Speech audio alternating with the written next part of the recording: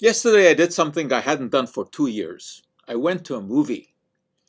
No Time to Die, the new James Bond film, was just too attractive. I mean, I've been a James Bond fan for a long time. I even have this classic book put out by Passion that it's so heavy I can hardly lift it. I mean, you can use this book to exercise.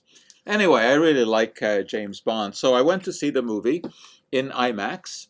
And of course, you have to show your vaccine passport and you wear your mask, and the seating is, they're far enough apart. So I really had no concern.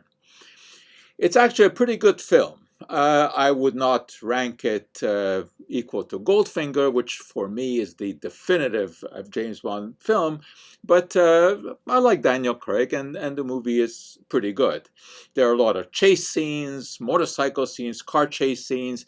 There's a new Aston Martin car in it that outdoes the one in Goldfinger. The plot, oh, it's a usual, world domination.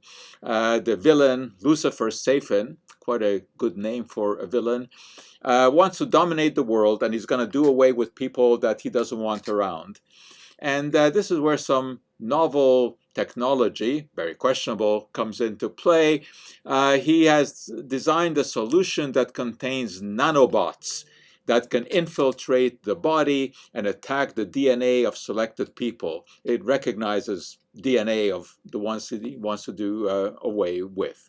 Obviously, Bond puts an end to it, but the science there is, of course, pretty weak.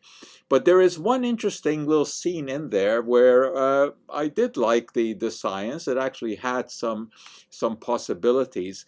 The villains escape down an elevator shaft, an empty elevator shaft, by first throwing down a large magnet and then wearing a magnetic ring. And they jump down the shaft, and because the magnets have opposite poles, they repel each other. And it's something that we can demonstrate with a magnet. I have such a situation here where this magnet here has an opposite pole, and as you can see, it floats. So the idea there was that they would, drop down one magnet into the elevator shaft, and they would be wearing a magnet of a different pole. And when it approached, they would have their fall be cushioned. Pretty interesting. Far-fetched, obviously, but at least there is a semblance of science there. I would say go see the movie. It is entertaining from the beginning right to the surprising end. And what that end is, I'm not going to tell you. And that, for today, is our Cup of Joe.